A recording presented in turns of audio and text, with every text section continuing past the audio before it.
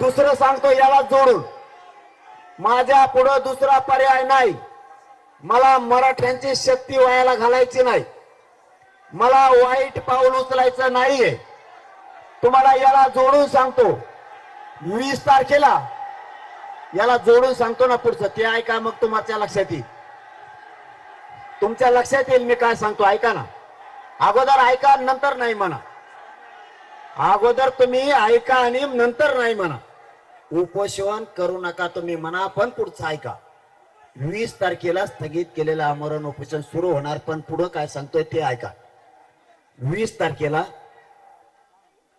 मराठ्यांनी 288 उमेदवार उभा करायचे का पाडायचे, हे 20 तारखेला तारीख डिक्लेअर करू आपण. मी काय सांगतोय ते आधी सविस्तर ऐका, नंतर तुम्ही नाही म्हणले तर मी तुमच्या शब्दाच्या पुढे जात नाही, पण आधी व्यवस्थित ऐका. 20 तारखेला मी आमरण उपोषण यासाठी सुरू करतोय की सरकारला मला पुन्हा एक संधी द्यायची की मला आणि माझ्या मराठ्याला मुंबईला पण यायचं नाही आणि तुमचे उमेदवार पण पाडायचे नाही. ऐका मी काय सांगतोय. सुधारले तर सुधारले, नाही सुधारले तर 208 पाडणारे बे 288 आणि मुंबईला बी जाणार मराठी.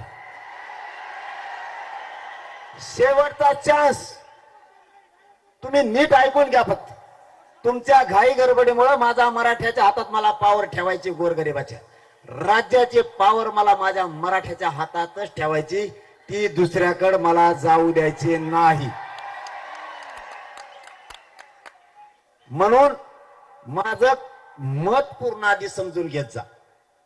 मला पुन्हा एक संधी द्यायची, कारण मी उद्याची उद्या सुरू करणार होतो. मी तुम्हाला मायबाप मानले, त्याच्यामुळे तुम्हाला कधीच मी खोटं बोलत नाही आणि तुम्हाला खोटं बोलून मी पाऊल उचलत नाही. मला उद्या सुरू करायचं होतं, पण मी 15 दिवसापूर्वी त्यांना वेळ दिल्यामुळं मी समाजाच्या आणि वारकरी संप्रदायाच्या नजरेतून पडल, म्हणून मला तिथं जाणंही जाणं. म्हणून 20 तारखेला आपण तारीख डिक्लेअर करू.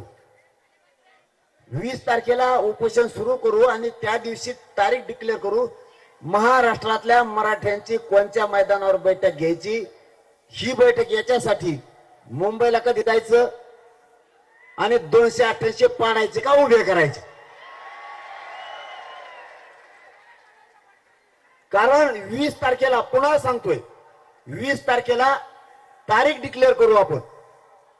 महाराष्ट्रातल्या मराठ्यांना विश्वासात घेऊन 288 उमेदवार उभे करायचे का पाडायचे, एक. आणि दुसरं, मुंबईला किती तारखेला जायचं, या दोन्ही तारखी आपण 20 तारखेला तारखी ठरवू. पण 20 ला आमरण उपोषण केल्यामुळं मधल्या काळात आले ठेप्याला तर चांगलं, त्यांनी जर या संभाजीनगरच्या मराठ्यांचा बोध घेतला, हे जर इथं सकाळी 11 रॅली सुरू झालेली, इथं किती वाजले रे, अयो